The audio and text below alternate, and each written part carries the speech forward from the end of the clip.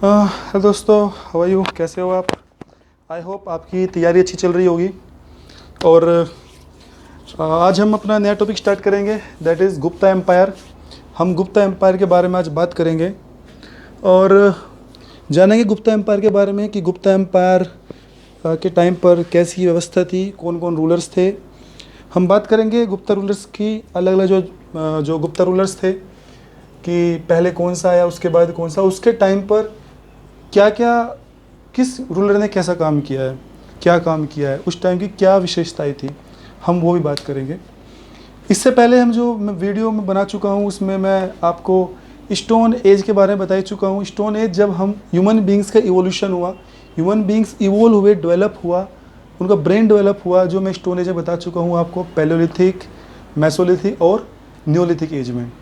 उसके बाद में इंडस वैली सिविलाइजेशन या हड़प्पन सिविलाइजेशन के बारे में आपको बता ही चुका हूँ कि हड़प्पन सिविलाइजेशन की जो इम्पोर्टेंट साइट्स थी उसके बारे में बता चुका हूँ। और उस वक्त की जो पॉलिटी, सोसाइटी, इकोनॉमी, ट्रेड और जो आर्ट एंड आर्किटेक्चर था उस वक्त का, वो मैं आपको सारा बता ही चुका हूँ। आज हम नया टॉपिक स्टार्ट करते हैं, गुप्ता एम्पायर।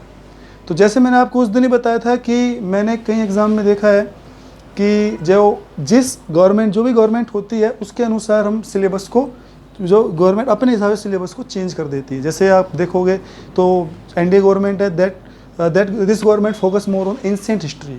अगर मैं हिस्ट्री की बात करता हूँ तो this government focus more on ancient history. और अगर मैं यूपीए गवर्नमेंट की बात करता हूँ तो उस वक्त जो एग्ज़ाम होती है तो उसमें ज़्यादा पूछते हैं मिडाइवल हिस्ट्री के बारे में, जो मुस्लिम एरा, जो मिडाइवल हिस्ट्री है उस बारे में ज़्यादा क्वेश्चंस पूछते हैं। लेकिन अब जिससे पता ही आपको एनडीए गवर्नमेंट है तो इस वक्त जो है संभावनाएं हैं कि एंशिएंट हिस्ट्री से ज़्यादा क्वेश्चंस पूछने की संभावनाएं है। तो हम जो है इसी वजह से हमने पहला टॉपिक जो है, पहला जो हमने एंशिएंट हिस्ट्री को हमने स्टार्ट किया है सबसे पहले। और क्योंकि गुप्ता पीरियड से जो गुप्ता एम्पायर है इस पोर्शन में से काफ़ी क्वेश्चंस पूछे जा रहे हैं। अगर दिल्ली पुलिस का मैं देखूं तो दिल्ली पुलिस के सीपीओ में और दिल्ली पुलिस के कांस्टेबल में और सीजीएल में जो मैंने कुछ क्वेश्चंस देखे तो उसमें एंशिएंट हिस्ट्री में से ज़्यादा गुप्ता एम्पायर, मौर्यन एम्पायर और लेटर वैदिक पीरियड और हड़प्पन सिविलाइजेशन के एक दो क्वेश्चंस पूछे गए हैं। खैर, अब हम अपना स्टार्ट करते हैं नया टॉपिक, गुप्ता एम्पायर। तो गुप्ता एम्पायर को स्टार्ट करने से पहले हमें यह समझना होगा कि गुप्ता एम्पायर से पहले स्थिति क्या थी। इंडिया के अंदर जो गुप्ता एम्पायर आया, जो 320 के आसपास आया, 320 एडी के आसपास, तो इस वक्त जो एम्पायर आया, इस वक्त स्थिति कैसी थी और ऐसी क्या संभावनाएं बन गई थी, गुप्ता एम्पायर जो है इतना बड़ा साम्राज्य हिंदुस्तान के अंदर हो गया, ऐसी क्या मतलब स्थिति क्रिएट हो गई थी। और उसके बाद फिर जब गुप्ता एम्पायर पढ़ लेंगे तो उसके बाद ये जो है डिक्लाइन भी होगा, ये ख़त्म भी होगा, कमज़ोर पड़ेगा। तो क्या कारण थे कि कमज़ोर ये पड़ गए, मतलब ये कमज़ोर पड़ते बाद में से कौन से फैक्टर्स थे, हम उसके बारे में बात करेंगे। तो गुप्ता एम्पायर अगर हम बारे में बात करें तो गुप्ता एम्पायर से पहले जो हिंदुस्तान के अंदर डायनेस्टीज़ थी, फिर दो डायनेस्टीज़ बड़ी इंपॉर्टेंट थी। एक थी कुषाण डायनेस्टी, दूसरी थी सतवाहन डायनेस्टी। ये दो डायनेस्टीज बड़ी इंपॉर्टेंट थी और ये दोनों डायनेस्टी यहाँ पर इंडिया के अंदर रूल कर रही थी। जब ये डायनेस्टी रूल कर रही थी तो इनका जो एरिया था वो कौन सा था? अगर ये हमारा प्यारा सा इंडिया है तो इसमें मैं आपको वो एरिया बता रहा हूँ कि कहाँ पर जो है ये जो कुषाण और सतवाहन जो है रूल कर रहे थे। तो कुषाण का जो क्षेत्र, क्योंकि कुषाण को बोलते हैं कि चाइना से आए थे, जो चाइना है, चाइना से आए थे, तो उनका जो क्षेत्र था वो ज़्यादातर नॉर्थ इंडिया का क्षेत्र था। ये था कुषाण क्षेत्र। कुषाण जो एम्पायर था, जो डायनेस्टी थी, वो इस क्षेत्र में थी। इससे पहले मैं गुप्ता एम्पायर से पहले की बात कर रहा हूँ कि ऐसी क्या स्थिति क्रिएट हो गई थी कि गुप्ता एम्पायर को इमर्ज होना पड़ा। उसके बाद जो है इसके साथ जो कंटेम्प्रेरी डायनेस्टी थी वो थी सतवाहन। सतवाहन जो आंध्र प्रदेश है, थोड़ा सा महाराष्ट्र का क्षेत्र, यहाँ पर जो थी सतवाहन डायनेस्टी थी। ये बहुत बड़ी डायनेस्टीज थी और ये दोनों डायनेस्टीज जो है पूरे इंडिया पे रूल कर रही थी। लेकिन जैसे जैसे डायनेस्टीज कमज़ोर पड़ती है, कुषाण कमज़ोर पड़ता है, सतवाहन डायनेस्टी कमज़ोर पड़ती है, तो जब कमज़ोर पड़ती है तो जो उसके जो फ्यूडल होते हैं, सामंत होते हैं, सामंत क्या करते हैं कि जो मेन रूलर होता है सेंटर में, उसको जो है कमज़ोर कर कर, उसके जो है कॉन्स्पिरेसी रचकर, षड्यंत्र रचकर उसको अपना एक नया इंडिपेंडेंट डायनेस्टी या अपना एम्पायर को जो है इस्टेब्लिश कर लेता है। तो इसी प्रकार से जो गुप्ता एम्पायर थे और गुप्ता एम्पायर के जो राजाओं की वंशावली है, जो वंशावली है इनकी, इससे पहले जो राजा थे वे क्या थे, जो कुषाण वंश था नॉर्थ में, कुषाण के क्या थे, सामंत थे। सामंत मतलब फ्यूडल, उनके फ्यूडल थे। फ्यूडल मतलब कुषाण वंश में एक राजा यहाँ बना दिया, मतलब एक जो सेंटर तो यहाँ पर है, फिर पूरे कंट्री को देखना है तो यहाँ पर कोई जो एक सामंत बना दिया। तो वे क्या करते थे, इसके अंडर में काम करते थे। लेकिन जैसे सेंटर कमजोर पड़ा तो इन्होंने क्या करा, अपना इंडिपेंडेंट राज्य घोषित कर दिया। तो इस वक्त क्या है कि जो गुप्ता एम्पायर है, गुप्ता एम्पायर का जो क्षेत्र रहा है, जो इनकी ज्योग्राफी रही है, जो इनका जुरिडिक्शन रहा है, वो रहा है मोस्टली यूपी और बिहार। यूपी और बिहार का क्षेत्र जो है उसमें इनका ज़्यादा कंट्रोल रहा है। एक तो ये क्षेत्र बिहार और यहाँ पर यूपी और बिहार, और इधर एमपी का जो मालवा क्षेत्र है, यहाँ पर जो है गुप्ता पीरियड ने अपना नियंत्रण स्थापित किया, अपना कंट्रोल इस्टेब्लिश किया। अब इससे पहले साथ में क्या हुआ कि जैसे कुषाण और सतवाहन डायनेस्टी कमज़ोर पड़ी, उसी वक्त एक डायनेस्टी और थी, नाग डायनेस्टी। तो नाग डायनेस्टी ने अपने यहाँ पर इस्टेब्लिश किया नाग। और एक थी वाकटक, तो जो दक्कन एरिया है, दक्कन साउथ में, यहाँ पर आ गई वाकटक।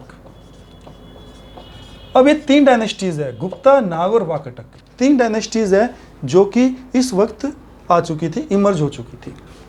तो ये तो बात है कि, और इसके बाद जैसे गुप्ता एम्पायर मतलब स्ट्रॉन्ग, क्योंकि इन तीनों में क्या था, गुप्ता एम्पायर स्ट्रॉन्ग था, तो गुप्ता एम्पायर जो है इसने अपने साम्राज्य को बहुत ज़्यादा बढ़ाया, और जो है इन दोनों डायनेस्टी के कंपेयर में गुप्ता एम्पायर जो है एक स्ट्रॉन्ग एम्पायर जो है निकल के आगे आया।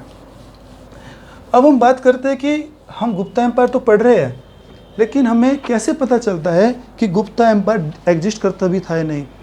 ऐसे कौन सी एविडेंसेस है जिनसे ये पता चलता है कि गुप्ता एम्पायर एग्जिस्ट करता था। तो ऐसे बहुत सारे जो है हमें लिखित में बहुत सारे जो है टेक्स्ट मिले, बहुत सारी चीज़ें मिली। जैसे अगर मैं बताऊं तो उस टाइम पर अलग अलग जो अभिलेख थे, इंस्क्रिप्शंस थे।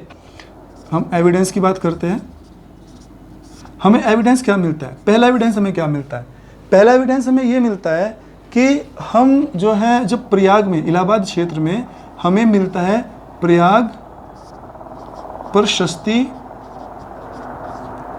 अभिलेख, प्रयाग प्रशस्ति अभिलेख। अब ये क्या है, प्रयाग यानी इलाहाबाद, प्रयागराज को बोलते हैं। तो जब प्रयाग में वहाँ पर हमें मिलता है प्रशस्ति अभिलेख। ये प्रशस्ति अभिलेख जो है ये क्या थे, प्रशस्ति से थे प्रशंसा, प्रशंसा। गुप्त साम्राज्य का एक बहुत बड़ा रूलर था जिसको बोलते थे नेपोलियन ऑफ इंडिया, उसका नाम था समुद्रगुप्त। समुद्रगुप्त के जो दरबार था, दरबार में एक पोएट था जिसका नाम था हरिसेन, और हरिसेन ने प्रयाग में, इलाहाबाद में एक प्रशस्ति अभिलेख लिखे। ये अभिलेख क्या है कि दीवारों पे अपनी प्रशंसा करने के लिए, या उस टाइम पर जो राजा था उसकी प्रशंसा के लिए कुछ लाइनें, कुछ चंद लाइनें लिख देना, ठीक है ना। तो वो हमें देखने को मिला, वे अभिलेख मिले। दीवार पे जैसे खोद देते थे ना कुछ भी लिखे, क्योंकि पेपर तो पेरिशेबल होते हैं, नष्ट हो जाते हैं, तो अगर हम दीवार पे लिख देंगे तो वो लंबे समय तक जो है चलता रहता है, पता चलता रहता है कि उस वक्त जो है स्थिति कैसी थी, समाज कैसा था, और जो राजा था उसने क्या महान कार्य किए। तो हरिसेन ने समुद्रगुप्त की तारीफ करते हुए यहाँ पे कुछ अभिलेख प्रयाग में लिखे। दूसरा जो हमें मिलता है, दूसरा हमें मिलता है इसी टाइम पर एक जो मंदसौर अभिलेख। मंदसौर अभिलेख जो है, मंदसौर जो है एमपी में एक जगह है, और वहाँ पर हमें अभिलेख मिलते हैं मंदसौर के अभिलेख मिलते हैं। इसके अलावा हमें जो मिलते हैं विल्सड स्तंभ मिलते हैं, विल्सड स्तंभ।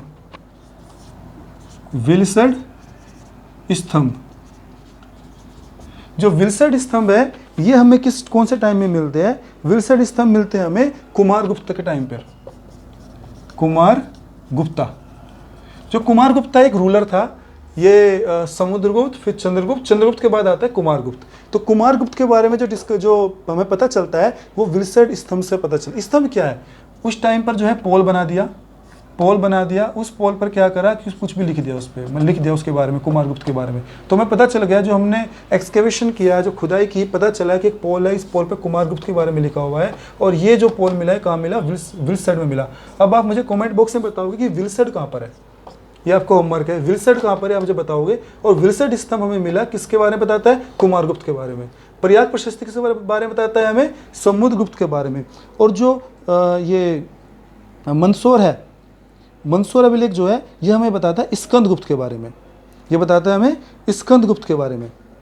तो ये तो बात हुई हमें एविडेंस, जो हमें एविडेंस मिलते हैं।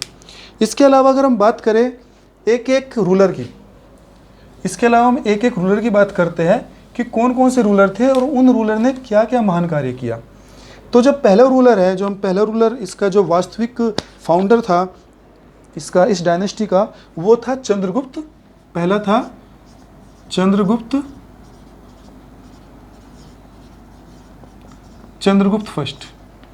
चंद्रगुप्त फर्स्ट के बारे में हम जो है जो मेन जो उन्होंने कार्य किए उसके बारे में पढ़ेंगे। तो चंद्रगुप्त जो है उसके अंदर जो चंद्रगुप्त फर्स्ट है, इसका जो टाइम पीरियड था वो था 319 से 335 तक। उसका जो टाइम पीरियड रहा है वो रहा है 319 से 335 तक। देखिए अब आपको पता चल गया होगा एडी है ये, ठीक है ना, 0 से पहले BC, इधर एडी। तो चंद्रगुप्त फर्स्ट जो है 319 से 335 का इसका टाइम है। 319 में स्थापना की इसने गुप्ता एम्पायर की और 335 तक ये जीवित रहा और इसने अपना एम्पायर को चलाया 335 तक। अब हम पढ़ेंगे कि चंद्रगुप्त ने अपने कार्यकाल में क्या क्या महत्वपूर्ण कार्य किए।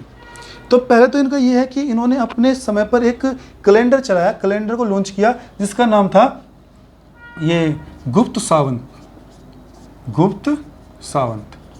ये इन्होंने 319 में लॉन्च कर दिया कैलेंडर अपने टाइम पर, ठीक है। पहला काम तो इन्होंने ये किया। इसके बाद जैसे ही ये राजा बने, रूलर अपने स्थापना की, एकदम इन्होंने अपने आप को जो है एक उपाधि ग्रहण के, ये आया है, ये वाला प्रश्न आया हुआ है, इन्होंने महाराजा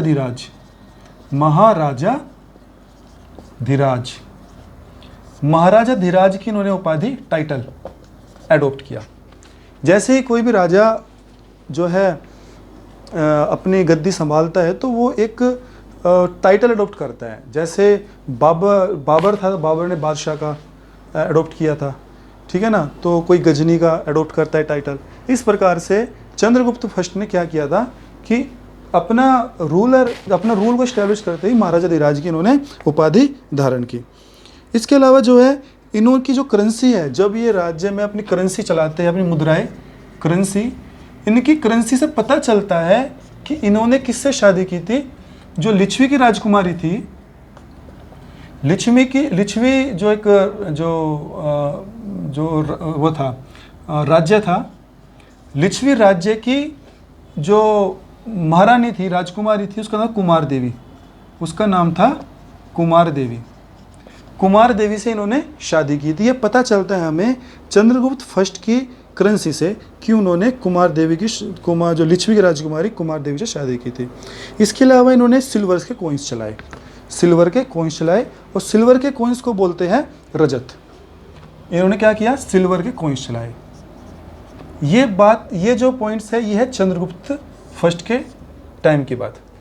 चंद्रगुप्त फर्स्ट की जो है ये इन्होंने कार्य किया। गुप्त सावंत जो है कैलेंडर स्टार्ट किया, महाराजा धीराज की करेंसी जो टाइटल एडॉप्ट किया, तीसरा करेंसी पे इन्होंने सिल्वर की करेंसी लॉन्च की। साथ में इससे पता चलता है कि इन्होंने लिच्छवी की राजकुमारी कुमार देवी से इन्होंने शादी की। अब इसमें इम्पोर्टेंट क्या है, इसमें महत्वपूर्ण ये है, इसमें प्रश्न ये आएंगे कि महाराजा धीराज की उपाधि किसने धारण की और गुप्त साम्राज्य में किस प्रकार की मुद्रा प्रचलित थी। इस प्रकार के क्वेश्चन आएंगे। तो उसमें आ जाए गोल्ड, ब्रॉन्ज, सिल्वर। तो मैं आपको बताऊँ, इससे पहले जो था जो करेंसी थी वो गोल्ड करेंसी लॉन्च हो रखी थी, गोल्ड करेंसी चलती थी। लेकिन धीरे धीरे जब समय बदलता चला गया, आगे चलते गए, तो जो करेंसी थी उसकी जो मेटालिक जो फेस था, वैल्यू थी, वो कम होती चली गई, ठीक है ना। तो जैसे हम सातवाहन की बात करें तो सातवाहन में पोटोमैक जो है पोटोमैक लेड, इनकी करेंसी को जो है इस प्रकार की जो मेटल थे उनसे वो करेंसी लॉन्च की गई थी। इसके अलावा अगर हम बात करें इसके बाद कि चंद्रगुप्त प्रथम के बाद की बात करें, तो चंद्रगुप्त प्रथम के बाद आए हमारे जो सबसे महत्वपूर्ण थे समुद्रगुप्त। समुद्रगुप्त आए। समुद्रगुप्त को विंस्टन चर्चिल, जो विंस्टन स्मिथ जो है वो कहते थे कि जो समुद्रगुप्त है he was Napoleon of India. He was Napoleon of India. Samudragupta दूसरा इंपॉर्टेंट रूलर था समुद्रगुप्त। समुद्रगुप्त ने काफ़ी कार्य किया अपने समय के टाइम। समुद्रगुप्त जो है इसको विंस्टन स्मिथ ये कहते थे कि जो समुद्रगुप्त था he was Napoleon of India. अब नेपोलियन ऑफ इंडिया क्यों कहा होगा? जिस प्रकार से नेपोलियन जीतता जा रहा था उसी प्रकार से समुद्रगुप्त ने भी अपने एम्पायर को काफ़ी एक्सटेंड किया, अपने साम्राज्य को काफ़ी बढ़ाया। और जो इनका टाइम पीरियड रहा है इनका 335 से लेकर 375 तक। अब देखिए कितना लंबा समय हो गया, 40 साल रूल किया समुद्रगुप्त ने 40 साल तक रूल किया। कितना बड़ा इसका टाइम पीरियड रहा होगा। इसके बाद इन्होंने, क्योंकि नेपोलियन कहा तो कुछ तो कार्य किए होंगे इन्होंने, तो एक तो कार्य इन्होंने ये किया कि ये जो है जो समुद्रगुप्त थे इनकी जो पॉलिसी थी एक नॉर्थ इंडिया में और एक साउथ इंडिया में। नॉर्थ इंडिया में जब इन्होंने अपना साम्राज्य फैला रहे थे तो किसी को तो हराना पड़ेगा, जो छोटे छोटे राज्य थे उनको हराना शुरू किया। तो कहते हैं कि जो नॉर्थ इंडिया में 9 किंग थे उसको हराया। साउथ इंडिया के लिए जो पॉलिसी थी वो थी 12 किंग्स थे, 12 किंग को हराया। और इन्होंने क्या किया, नॉर्थ इंडिया में तो जो इनको हराकर वो साम्राज्य जो इनका जीता उसको अपने साम्राज्य में मिला लिया। लेकिन जो साउथ इंडिया था, साउथ इंडिया में जो क्या उनकी जो नीति हुआ करती थी समुद्रगुप्त की, वो नीति इसकी हुआ करती थी जो है ग्रहण मोक्ष अनुग्रह। ग्रहण मोक्ष अनुग्रह मतलब ये इन्होंने राजाओं को जीतता था, उनको बंदी बनाता था, फिर क्या करता था ग्रहण, मतलब जो है राज्यों, इनके जो राजा थे उनको हराया, उसको ग्रहण किया। उसके बाद मोक्ष,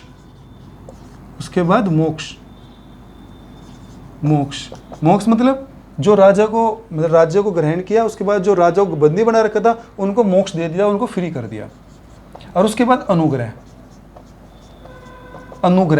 का मतलब क्या होता है? अनुग्रह होता है दया याचना, उन पर दया याचना की, उनको छोड़ दिया। अब छोड़ दिया तो इसका मतलब जो है कुछ तो कंडीशन रही होगी। तो कंडीशन ये रही कि ठीक है भाई, आप जो है अपना राज्य संभालो, लेकिन आप जो है मेरे अंडर में काम करोगे, आप जो है जो भी रेवेन्यू होगा उसका कुछ % आप मुझे दोगे। ये कुछ कंडीशंस ने रखी। तो मतलब ये है कि कहते हैं कि ये बड़ा उदारवादी भी था। ये उदारवादी की जो एग्जाम्पल है, ही वॉज वेरी वेलफेयरिस्टिक, ठीक है ना। उसने क्या किया कि जो भी रूलर को उसने जीता उसको उसने कोई बंदे नहीं बनाया और ज़बरदस्ती नहीं की। उसने क्या किया, उन्होंने ग्रहण किया, मोक्ष दिया और अनुग्रह मतलब उन्होंने जो है उसको फ्री कर दिया और उसका जो राज्य था उसमें अपने राज्य में नहीं मिलाया। तो ये तो बात हुई समुद्रगुप्त की कि उसने ये कार्य किया। उसके बाद जैसे जैसे वो जीतता गया उसने क्या करा, अश्वमेध यज्ञ कराया। अश्वमेध यज्ञ, अब अश्वमेध यज्ञ क्या है तो बताने की जरूरत नहीं होगी। अश्वमेध यज्ञ यही होता है, एक घोड़ा छोड़ दिया, यज्ञ चलता रहेगा, वो घोड़ा भी चलता है, जिस टेरिटरी में वो जाएगा, जितनी टेरिटरी तक वो जाएगा वो पूरी टेरिटरी किसकी हो जाएगी, उस राजा की हो जाएगी। उसके बाद अगर कोई मना करता है अपनी टेरिटरी में एंटर करने से घोड़े को, तो उससे क्या बैटल करना पड़ता था, लड़ाई करनी पड़ती थी, जो कि हमने रामायण में भी इसके जो एविडेंस है वो देखे। इसके अलावा जो ये थे समुद्रगुप्त को मैंने बता ही दिया कि अगर इनको हम पर्सनली देखें तो पर्सनली ही वो जो पोइट ऑल्सो, वो क्या थे, पोइट भी थे, वो एक म्यूजिशियन भी थे, म्यूजिशियन भी थे।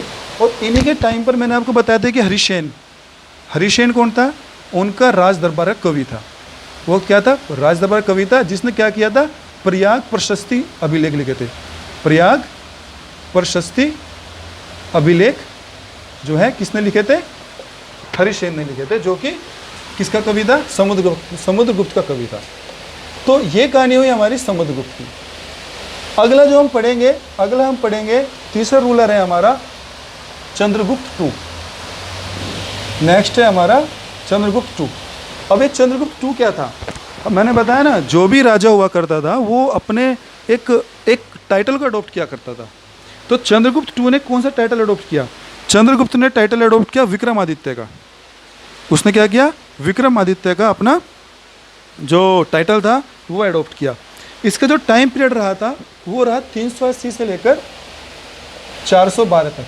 अब आप देखिए, इसने भी कितना 20, 30, 32 साल तक चंद्रगुप्त टू ने भी रूल किया। तो इसने क्या किया कि तो विक्रमादित्य का टाइटल इसने अडॉप्ट किया। दूसरा, चंद्रगुप्त जो था उसने दो पॉलिसियों का अडॉप्ट किया। उसने 2 पॉलिसियों का अडॉप्ट किया। पहली पॉलिसी थी मैरिज और दूसरी थी बैटल। मतलब ये दूसरे राज्य को जीतता था, उस राज्य की जो मतलब राजकुमारी थी उससे शादी करता था और उस राज्य को अपने मिला लेता था। इस राज्य की राजकुमारी शादी की, इसको मिला लिया। और जिसने शादी नहीं की उसके साथ बैटल कर लिया, क्योंकि मजबूत तो था ही ये। तो क्या करता था, ये दूसरे राज्य को जीतता चले गया। भैया तो प्यार से अपने राज्य को मेरे राज्य में मिला लो या फिर मेरे साथ लड़ाई कर लो। तो इसने इस पॉलिसी को अडॉप्ट किया, इसलिए इसको बोलते हैं विक्रम आदित्य। ठीक है ना, इसको बोलते हैं विक्रम आदित्य। तो चंद्रगुप्त टू की एक तो ये बात थी। दूसरा, जो चंद्रगुप्त की जो विक्ट्री थी, जो जीत हुई थी उनकी, वो जो हमें जो उसका एविडेंस मिलते हैं वो मिलते हैं उदयगिरी। वो मिलता है हमें उदयगिरी केव इंस्क्रिप्शन। वो पता चलता है हमें उदयगिरी केव इंस्क्रिप्शन से। इसे पता चलता है about victory of Chandragupta two. Chandragupta two की जो विजय की जो हमें गाथा का पता चलता है वो हमें पता चलता है उदयगिरी केव इंस्क्रिप्शन से। इसके अलावा जो है, अगर हम बात करें तो इसके टाइम पर, किसके टाइम पर? चंद्रगुप्त टू के टाइम पर 2 बड़े जो है एक तो 2 एजुकेशन सेंटर हुआ करते थे। पहला एजुकेशन सेंटर था पाटलिपुत्र यानी आज का पटना। और दूसरा था अवंती मतलब कि उज्जैन। ये दोनों एजुकेशन सेंटर हुआ करते थे जहाँ पर शिक्षा केंद्र हुआ करते थे, जहाँ पर शिक्षा प्राप्त करने लोग दूर दूर से आया करते थे। और आपको याद भी होगा कि जो पढ़ा भी होगा आपने, जो चाइनीज़ जो एम्बेसडर थे, चाइनीज़ जो पिलग्रिमेज थे, वे इंडिया में आया करते थे। और वे कोई पाटलिपुत्र गया, कोई तक्षशिला गया, कोई अवंती गया, कोई उज्जैन में गया, तो वहाँ से शिक्षा प्राप्त किया करते थे। तो ये 2 जो है एजुकेशन सेंटर हुआ करते थे। पाटलिपुत्र तो राजधानी थी, दूसरी राजधानी अवंती थी यानी कि उज्जैन की। उज्जैन दूसरी राजधानी हुआ करती थी चंद्रगुप्त टू की। इसके अलावा अगर हम बात करें तो फायान, जो फायान था, फायान 319 जो फायान था, फायान हम जो विक्रमादित्य है, चंद्रगुप्त टू है, चंद्रगुप्त टू के टाइम पीरियड में आया। ये आया था 399 में ये आया था और 414 तक ये रहा था। इसके टाइम पीरियड में 399 में आया और 414 तक फायान रहा। और वो काफ़ी साइट्स पर गया, वो पाटलिपुत्र भी गया, वो उज्जैन भी गया। और उसने आया क्यों था? क्योंकि उसे बौद्ध धर्म से संबंधित जो टेक्स्ट था, लिटरेचर थी, जो साहित्य था, उसको कलेक्ट करना था, उसको कंपाइल करने के लिए वो इंडिया के अंदर आया था। इसके अलावा वेरी इंपॉर्टेंट, उसने क्या किया? नवरत्न, मैंने आपको बताया ना कि उसके दरबार में नवरत्न थे। नवरत्न जो थे वो क्या थे? उसके जो दरबार था उसमें नवरत्न थे। और ये क्वेश्चन कई बार आ चुका है कि ये जो रत्न था ये किसके समय में था। तो जो नवरत्न है, एक एक नवरत्न मैं आपको बता रहा हूँ। एक तो था नवरत्न इस टाइम पर जो चंद्रगुप्त टू था, चंद्रगुप्त के टाइम पर जो नवरत्न थे, पहला था इसका अमर सिंह, दूसरा था कालिदास, तीसरा था धन्वंतरी, चौथा था शपनक, और एक था कालिदास, दूसरा था अमर सिंह, तीसरा था शपनक कैसे लेंगे ऐसे? अच्छा, शपनक हो गया, एक ये था। इसके अलावा जो बाकी थे, बाकी विद्वान में था इनका धन्वंतरी, शंकु, धन्वंतरी, धन्वंतरी था, शंकु था, एक था इनका बेताल भट्ट, एक था बेताल भट्ट, एक था बेताल भट्ट, एक था वराहमिहिर, एक था वराहमिहिर, एक था घटकरपर। घटकरपर 1 2 3 4 5 6 7 8, कितने हो गए? 8 हो गए। तो घटकरपर था, अमर सिंह था, कालिदास था, कालिदास के अलावा वराहमिहिर था, बेताल भट्ट था, अमर सिंह था, शंकु था, धन्वंतरी, शपनक, और जो था एक था वररुचि, एक था वररुचि। ये 9 रत्न थे उस टाइम पर। कालिदास, अमर सिंह, शपनक, धन्वंतरी, शंकु, बेताल भट्ट, वराहमिहिर, घटकरपर और वररुचि। ये थे नवरत्न जो कि विक्रमादित्य यानी कि चंद्रगुप्त II के टाइम पीरियड में हुआ करते थे। दूसरी बात मैंने बताया ना कि अलग अलग जो हिस्टोरियंस हैं इनके बारे में अलग अलग राय देते हैं। जैसे मैं आपको बताऊं तो उस टाइम पर जो एक हिस्टोरियन हुआ करते थे जिनका नाम था जायसवाल। जायसवाल बोलते थे कि जो केपी जायसवाल कहते थे कि जो गुप्ताज थे ये शूद्र थे, ये बोलते थे कि शूद्र थे। दूसरा जो एक थे अपने ओझा जी, ओझा थे गौरीशंकर ओझा। गौरीशंकर ओझा कहते थे नहीं, गौरीशंकर ओझा कहते नहीं, ये जो है शूद्र नहीं है, ये तो क्षत्रिय थे। ये क्या थे? क्षत्रिय थे। इसी के साथ हेमचंद्र राय चौधरी जी कहते नहीं, हमारी राय अलग है। हेमचंद्र राय चौधरी कहते कि नहीं, ना शूद्र थे ना क्षत्रिय थे, ये जो थे ब्राह्मण थे। ये क्या थे? ब्राह्मण थे। लेकिन उसी टाइम पर एक जो है हमें एक व्याकरण मिलता है, एक साहित्य मिलता है। उस साहित्य में कहा गया है कि जो गुप्ताज थे, गुप्ताज चंद्रगोमिन जो है चंद्रगोमिन का एक साहित्य था, उसमें कहा गया है कि जो गुप्ताज थे, गुप्ताज जो थे जट थे। जट क्या थे? जट। जट को निकाला गया सेंस में जाट। चंद्रगोविंद कहते हैं कि नहीं, ये जट थे यानी कि जाट थे। लेकिन हम जो है हमें जो एविडेंस मिलते हैं उस एविडेंस में हमें पता चलता है कि जो गुप्ता साम्राज्य में जो रूलर्स थे ये जो है ब्राह्मण थे, ये जो थे ब्राह्मण थे। इसका हमें सबसे ज़्यादा जो इम्पोर्टेंट जो हमें एविडेंस मिलते हैं वो मिलता है, एक तो चंद्रगुप्त II ने ब्राह्मण जो धर्म था, ब्राह्मण को जो है प्रोटेक्शन प्रोवाइड की, जो है इनको संरक्षण प्रोवाइड किया, इनको सुरक्षा प्रदान की। एक तो ये। दूसरा हम देखेंगे स्कंदगुप्त।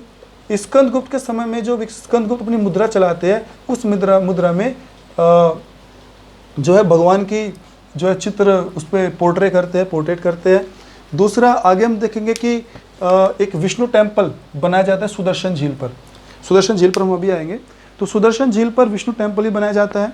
तो इससे पता चलता है कि गुप्त साम्राज्य क्या था? एक ब्राह्मण साम्राज्य था। इसके अलावा अगर हम बात करें गुप्ता साम्राज्य की, चंद्रगुप्त II तक हमने कर लिया। इसके बाद आते हैं कुमारगुप्त। जो कुमारगुप्त है उनका टाइम पीरियड है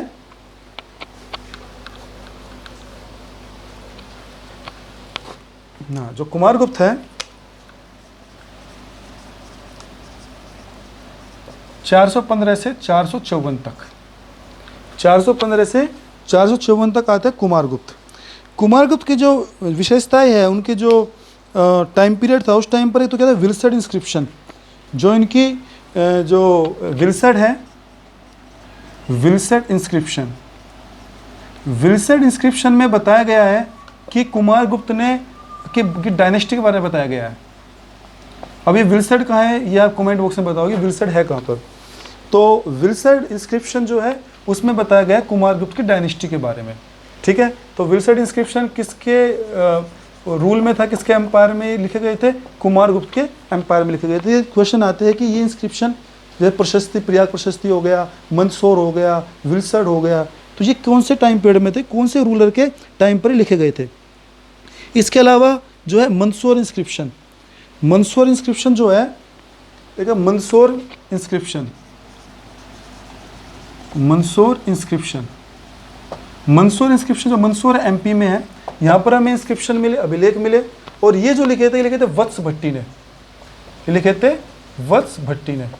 एक्चुअली वत्स भट्टी क्या था, कुमार गुप्त के जो दरबार था उसमें पोइट था, उसमें क्या था, पोइट था। तो उसने क्या किया था, मंदसौर इंस्क्रिप्शन लिखे थे जिसमें उसने कुमार गुप्त की तारीफ की थी। जैसे हरिशसेन ने समुद्रगुप्त की तारीफ की थी, इसी प्रकार कुमार गुप्त की तारीफ करते हुए जो इंस्क्रिप्शन लिखे थे वो लिखे थे वत्स भट्टी ने, जो कि उसका दरबार कवि था। और उन जो इंस्क्रिप्शंस है, जो वे प्रशस्ति लिखी है, उसका नाम है मंदसौर इंस्क्रिप्शन, मंदसौर अभिलेख। इसके अलावा हमें मिलता है कि इन्होंने अश्वमेध यज्ञ भी कराया। इन्होंने अश्वमेध यज्ञ भी कराया कुमार गुप्त ने। इससे पहले अश्वमेध यज्ञ किसने कराया था, समुद्रगुप्त ने। वो राज्य को जीतता था, यज्ञ अश्वमेध यज्ञ कराता था। तो इसने क्या किया, अश्वमेध, लिख देता हूँ, अश्वमेध यज्ञ भी जो है कंडक्ट कराया किसने, कुमार गुप्त ने।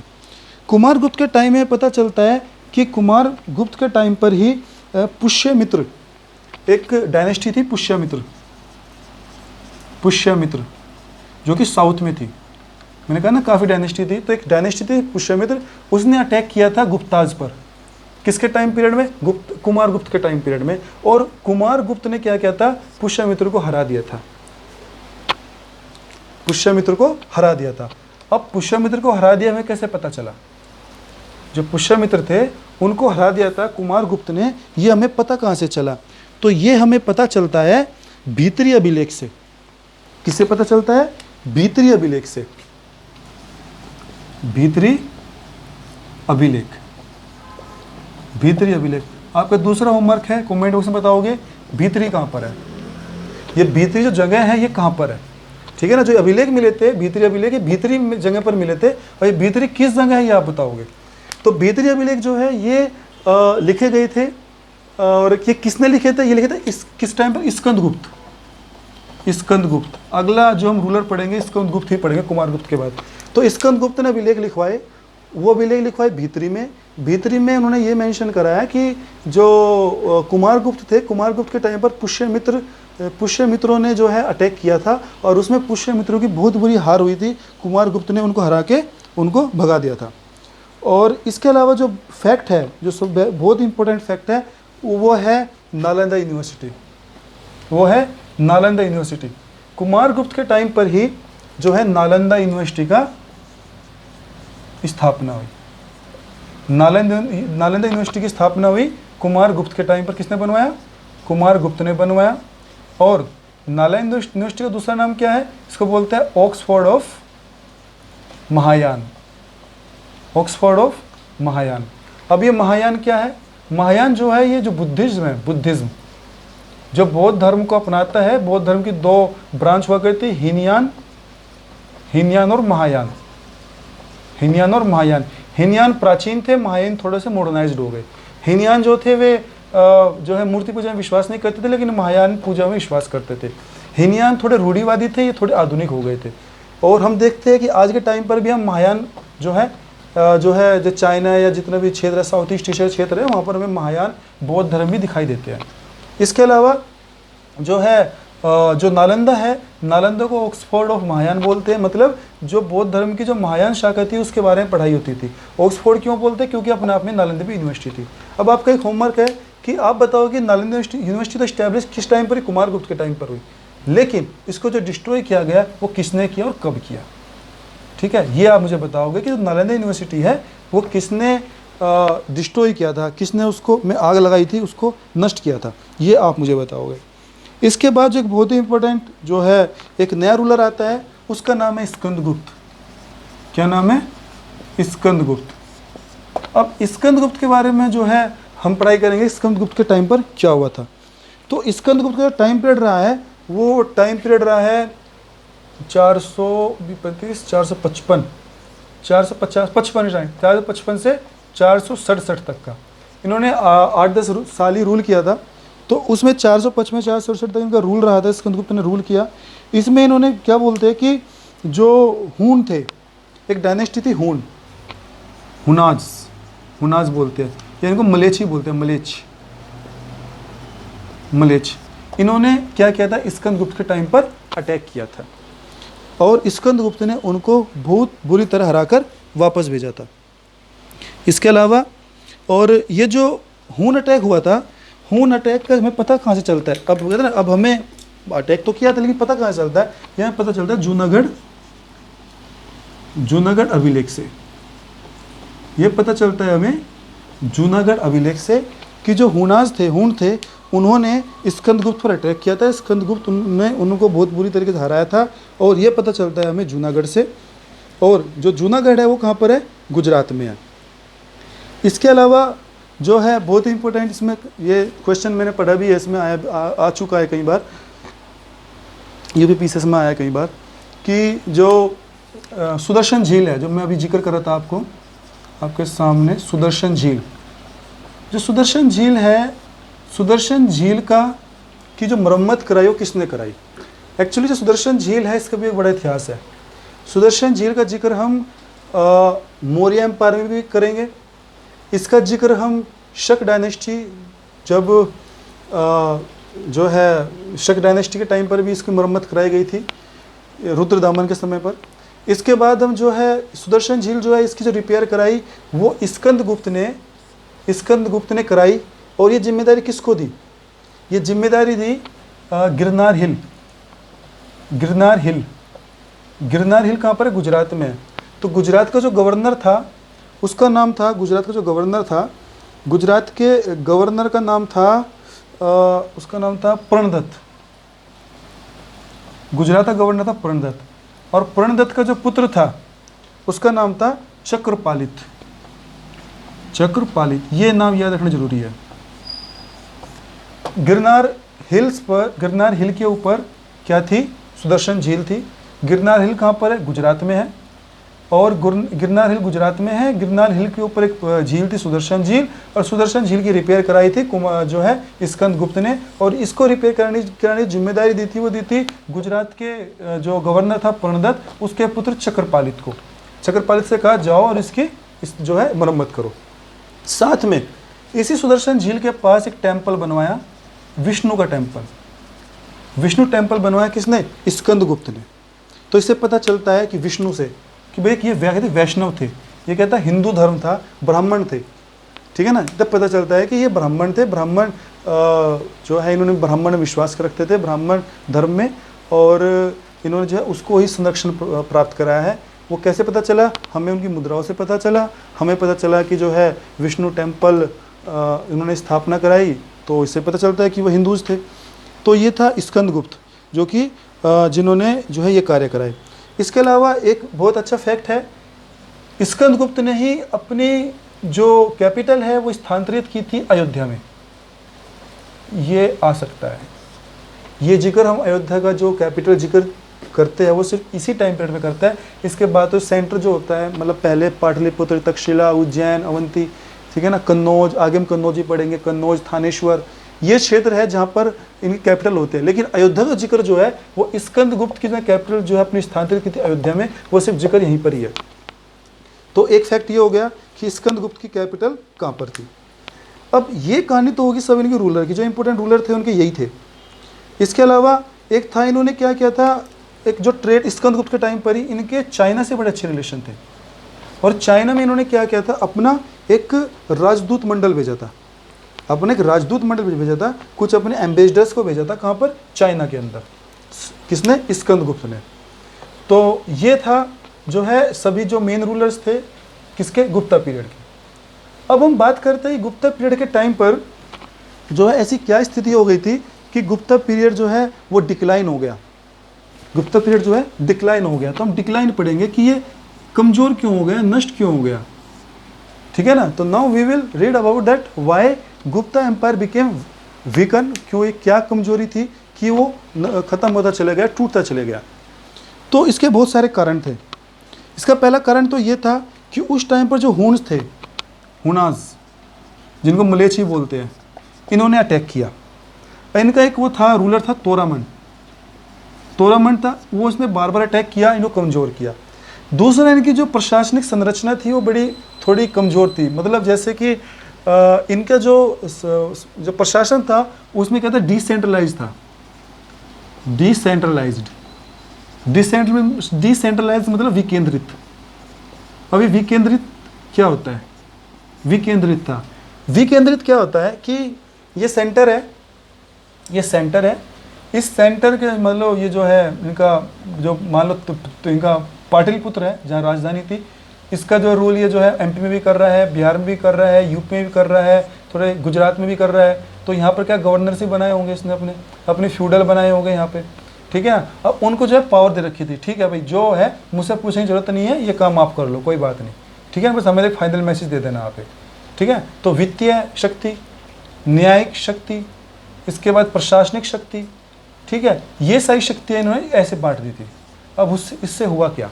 उससे ये हुआ कि जैसे जैसे इनके पास शक्ति आती चले गई, ये मजबूत होते चले गए और अपने आप को इंडिपेंडेंट इन्होंने घोषित कर दिया। एक कारण इनका ये था कि भाई ये जो है बहुत जल्दी बाद में गुप्तपेट जो है टूट गया था और ये जो है वो कमज़ोर हो गया था। इसके बाद जो है उसी के टाइम टूटने के बाद जो है एक चीज़ हो, जो जूनागढ़ मैंने आपको बताया अभी, जूनागढ़ के टाइम में जो जूनागढ़ जो था पहला स्टेट था जिसने खुद को इंडिपेंडेंट घोषित कर दिया। किससे? गुप्ता एम्पायर से। जूनागढ़ क्या था, किसका पार्ट था? गुप्ता एम्पायर का। लेकिन जैसे कमजोर हुई, सेंटर कमजोर हुआ, तो जूनागढ़ ने अपने आप को क्या कर दिया, इंडिपेंडेंट घोषित कर दिया। बोला कि नहीं, अब हम गुप्ता एम्पायर के अंडर काम नहीं करेंगे, अब हमारा जूनागढ़ जो एक इंडिपेंडेंट स्टेट हो गया। अब जो भी शक्ति होगी वो हमारे अंदर वेस्ट करेगी, मतलब हमारे अंदर रहेगी। इसके अलावा जो तीसरा कारण था वो ये था कि इसमें बार बार अटैक हुए। मैंने बताया ना, हुनाज का अटैक हुआ, पुष्यमित्र का हुआ, जो पुष्यमित्र साउथ वाले हैं उन्होंने बार बार अटैक किया, किसके ऊपर? गुप्ता एम्पायर के ऊपर। तो ये भी कारण था। तो ये कुछ कारण थे जिसकी वजह से ये डिक्लाइन हो गया और ये बहुत जल्दी समाप्त हो गया। इसके बाद अगर हम गुप्ता एम्पायर की बात करें तो हम थोड़ी प्रशासन की बात करते हैं। इनकी जो प्रशासनिक जो संरचना थी वो कैसी थी? प्रशासनिक संरचना, जो एडमिनिस्ट्रेटिव स्ट्रक्चर था इनका वो कैसा था? देखिए, ये जो प्रशासन था इनका दो पार्ट में डिवाइड था। एक तो था सिटी, दूसरा था रूरल, जैसे आज भी होता है, एक शहरी क्षेत्र हो गया, एक ग्रामीण क्षेत्र हो गया। तो ये दो पार्ट में डिवाइड था। दूसरा जो स्टेट हुआ करता था, मैंने बताया ना ये सेंटर है, इस सेंटर में प्रोविंस, ये प्रोविंस, ये प्रोविंस, ये प्रोविंस, ये प्रोविंस, ठीक है ना। ये जो प्रोविंस था इनको जो है, जो स्टेट था उसको बोलते थे भुक्ति। क्या बोलते थे? भुक्ति। उसको बोलते थे भुक्ति, जिले को, सॉरी जो है प्रोविंस को, यानी कि स्टेट को। अब स्टेट किस में डिवाइडेड था? जिले में। तो डिस्ट्रिक्ट जो था उसको क्या बोलते थे? विषय। उसको क्या बोलते थे? उसको बोलते थे विषय। और जो विषय का जो हेड होता था यानी कलेक्टर या डीएम होता था उसको बोलते थे विषयपति। उसको बोलते थे विषयपति। और जिस ऑफिस में विषयपति बैठता था उसको बोलते थे अधिष्ठान। उसको बोलते थे अधिष्ठान। अधिष्ठान क्या था? DM office. अगर हम आज की जो आधुनिक प्रशासन की बात करें तो उनके डिस्ट्रिक्ट को बोलते थे विषय, डिस्ट्रिक्ट कलेक्टर को बोलते थे विषयपति और डिस्ट्रिक्ट कलेक्टर के ऑफिस को बोलते थे अधिष्ठान। तो ये तो बात हुई इनकी इसकी। और अधिष्ठान और विषय के नीचे, जो जिले के नीचे होते थे, फिर जो बहुत सारे जो गांव थे, ग्राम, ये जो ग्राम थे, ग्राम क्या था? लोएस्ट यूनिट थी, ठीक है ना, ग्राम। इन ग्राम को अगर समूह जो था, ग्राम का समूह, उसको जो है उस टाइम पर बोलते थे पेट। पेट, ठेठा मीठा, उसको बोलते थे पेट।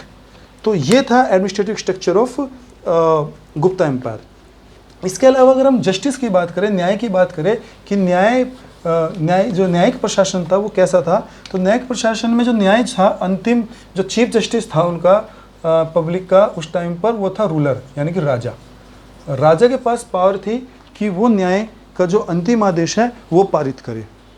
तो ये था प्रशासनिक स्ट्रक्चर, यानी कि न्याय स्थिति। इसी के अलावा न्याय की बात करें तो न्याय के टाइम जो है न्याय व्यवस्था में इन्होंने क्या किया कि जो सिविल केस है और क्रिमिनल केस है, सिविल को बोलते हैं दीवानी केस, दीवानी, और क्रिमिनल को बोलते हैं फौजदारी। पहले क्या होता था, दीवानी फौजदारी दोनों मिक्स रहते थे और जो भी चाहे क्रिमिनल केस हो या सिविल केस हो, दोनों केस जो है एक ही कोर्ट में हुआ करते थे। लेकिन अब व्यवस्था अलग हो गई। इस समय गुप्ता एम्पायर की प्रशासनिक जो व्यवस्था थी उसमें था दीवानी के केस अलग होंगे, फौजदारी के केस अलग होंगे, दोनों का सिस्टम इन्होंने अलग कर दिया। तो ये थी न्यायिक व्यवस्था इस टाइम की। इसके अलावा जो ये सेपरेट फंक्शनिंग के टाइम पर हो गया, फिर जैसे ही ये डिक्लाइन हुआ गुप्ता एम्पायर, तो डिक्लाइन होने के बाद जो है नए रूलर स्थापित हुए, नए रूलर इमर्ज हुए, नए रूलर को जो है नई डायनेस्टी का उदय हुआ। जैसे हम पढ़ेंगे हर्षवर्धन, वर्धन डायनेस्टी हम पढ़ेंगे, ठीक है ना। हर्षवर्धन के बारे में हम पढ़ेंगे, जो कि एक नया राज्य था, जो हम पढ़ेंगे पोस्ट गुप्ता पीरियड के बाद, ठीक है ना। गुप्तोत्तर जो समय था उसे हम पढ़ेंगे कि जो वर्धन डायनेस्टी थी वो कैसे डेवलप हुई। तो इनके कमजोर होने के बाद कोई नई डायनेस्टी तो आएगी, तो हर्षवर्धन आया था, वर्धन डायनेस्टी, जो कि थानेश्वर, जो इनका हरियाणा में जंग है थानेश्वर इनका सेंटर रहा था, इनकी राजधानी रही थी और वहाँ पे इन्होंने काफ़ी रूल किया था।